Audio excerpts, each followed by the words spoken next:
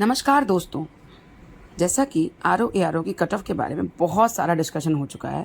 सभी चैनल्स में लगभग अपनी कट ऑफ डिक्लेयर कर दी है, प्रेडिक्ट कर दी है। एक बहुत प्रतिष्ठित चैनल, नाम नहीं लेना चाहेंगे, उन्होंने अभी सबसे लास्ट कट ऑफ बताई है, लेकिन वो कट ऑफ बहुत लो बताई है उन्होंने, और मे बी पॉसिबल कि शायद कट ऑफ इतनी नीचे जाए। और अगर कट ऑफ इतनी नीचे जाती है तो most of the students selection के कट ऑफ के उस पार चांसेस हैं हो जाने के। तो बिल्कुल जा सकती है, कोई कह नहीं सकते। कुछ उन्होंने कट ऑफ का जो प्रेडिक्शन दिया उनका काफ़ी हद तक काफ़ी ज़्यादा बच्चों के सर्वे पे बेस्ड है, तो हो भी सकता है कि 120 प्लस कट ऑफ रहे। तो उस हिसाब से आप सब अपनी कट ऑफ देख सकते हैं कि 120 प्लस भी कोई प्रेडिक्ट कर रहा है। खैर, अब वो जब जाएगी तब पता चलेगा, क्योंकि जब रिजल्ट आएगा तभी कह सकते हैं। लेकिन तब तक आपको करना क्या, आखिर क्या करना चाहिए तब तक? क्या कट ऑफ खेलें? नहीं, तब तक आपको कट ऑफ नहीं खेलना है। आपको अगला एग्ज़ाम प्लान करना है। अगर आपके नंबर कम है बहुत ज़्यादा, तो सीरियसली आप पीसीएस प्री पे ध्यान दो, क्योंकि वो एग्ज़ाम आप ख़राब मत करो। नेक्स्ट एग्ज़ाम आपका वही है, अक्टूबर तक का टाइम है। अब आपके पास टाइम नहीं बचा है। आप करंट को अपडेट कीजिए और पीवाईक्यू को स्ट्रॉन्ग कीजिए। जीएस अभी आपने पढ़ाई है, रिवीजन पे ध्यान दीजिए। ये हमेशा याद रखिए कि revision is the key for success in this exam. तो रिवीजन को की बनाइए और सामने कहीं लिख के टांग दीजिए कि रिवीजन तो करना ही करना है। रिवीजन के बिना ये एग्ज़ाम कहीं से कहीं सेलेक्ट नहीं हो पाएंगे इसमें।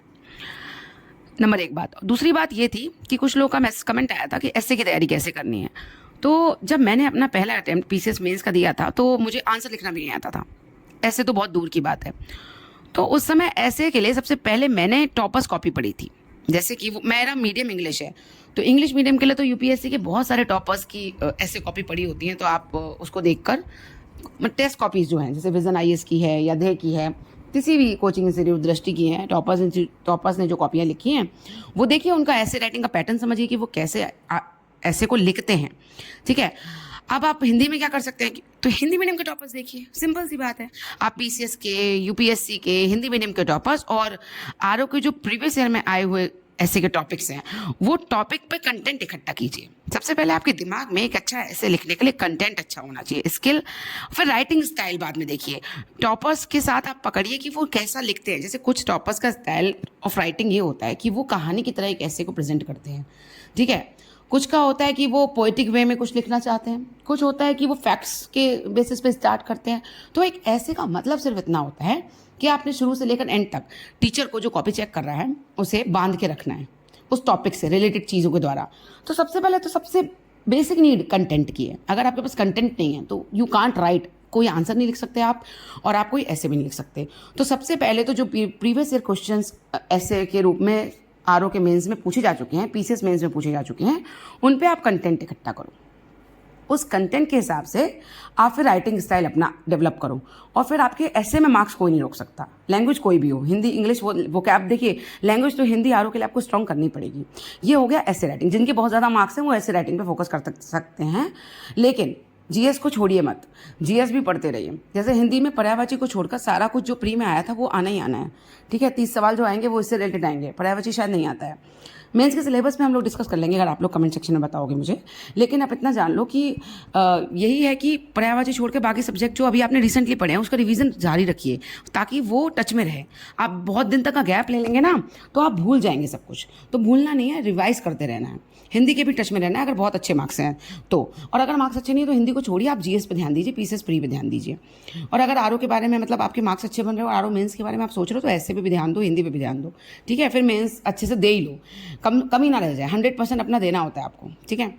तो एक ऐसे के लिए एक टॉपिक उठाओ, उसके प्रोज कॉन्स हर पहलू पर, हर डायमेंशन पर, पॉलिटिकल, एनवायरमेंटल, जो भी डायमेंशन है उसकी हर तरीके के डायमेंशन पर डिस्कशन करने की कोशिश करो। थोड़ा कंटेंट डेवलप करो और कुछ इंपॉर्टेंट टॉपिक जो पीवाईक्यू के हैं उन पे कोटेशन वगैरह कहीं एक कागज़ पर लिख लो, ताकि उन कोटेशंस को बार बार यूज़ कर पाओ अपने ऐसे राइटिंग। और अपना एक ऐसे राइटिंग का स्टाइल डेवलप करो।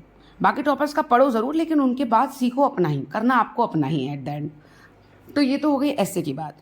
फिर कुछ बच्चे बहुत ज़्यादा परेशान हो रहे हैं, उनके मार्क्स बहुत ज़्यादा लो जा रहे हैं। तो देखिए, ज़िंदगी ना एक एग्ज़ाम के बाद ख़त्म नहीं हो जाती है। आपको नेक्स्ट एग्ज़ाम पे फोकस करना ही है।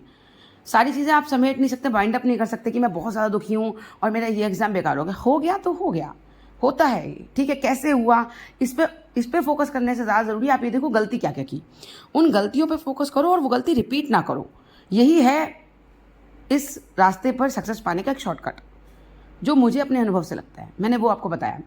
अपनी गलतियां अगर दूर नहीं कर पा रहे हो और हर बार वही गलती कर रहे हो सेम, तो फिर सक्सेस दूर होती जाएगी, उतना ही दूर होती जाएगी, हर बार सेम रिपीटेड वही गलतियां।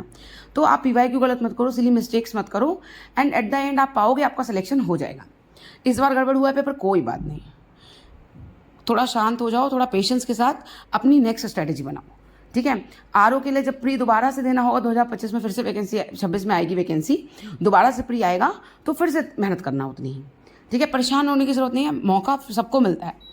इतना ज़्यादा ये नहीं पैनिक हो जाए कि अब मैं करूँ क्या, अब मेरा ये मन है, ये लाइफ का पार्ट है। फेलियर भी लाइफ का ही, जर्नी का हिस्सा है और हमें वो झेलना ही पड़ेगा, ऐसा नहीं है। कुछ ना कुछ कमी रह जाती है जिसकी वजह से नहीं हो पाता, तो उसको एक्सेप्ट करो, ठीक है। और जितनी जल्दी एक्सेप्ट कर लोगे उतनी जल्दी नेक्स्ट टारगेट कंप्लीट कर पाओगे।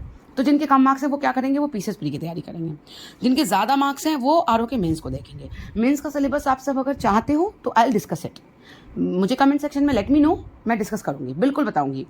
और सबसे ज़्यादा ज़रूरी बात, ऐसे राइटिंग के लिए सैटरडे संडे दे दो, ऐसे पे भी ध्यान दो, हिंदी पे भी ध्यान दो। हिंदी छोड़े बिना RO नहीं होगा, इसलिए वोकैब स्ट्रॉन्ग करना, आलेखन करना और सारी चीज़ें ये करके चलना, ये मतलब आपका मोटो होना चाहिए। आने वाले समय की आपकी स्ट्रैटेजी इसी हिसाब से प्लान होनी चाहिए।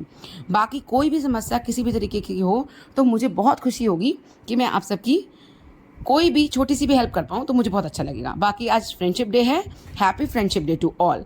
सच में अच्छे दोस्त भी रखो जो अच्छी तरह आपको एक हेल्दी क्रिटिसिज्म दें, एक अच्छे से आपको आपकी गलतियां भी बताएं, ठीक है। तो दोस्त भी लाइफ में बहुत ज़रूरी हैं, अकेले कोई भी चीज़ हासिल भी कर लोगे तो भी कहीं नहीं पहुंच पाओगे। तो all the very best and happy friendship day to all of you, और बहुत ज़्यादा धन्यवाद आपका मुझे इतना प्यार देने के लिए। Thank you.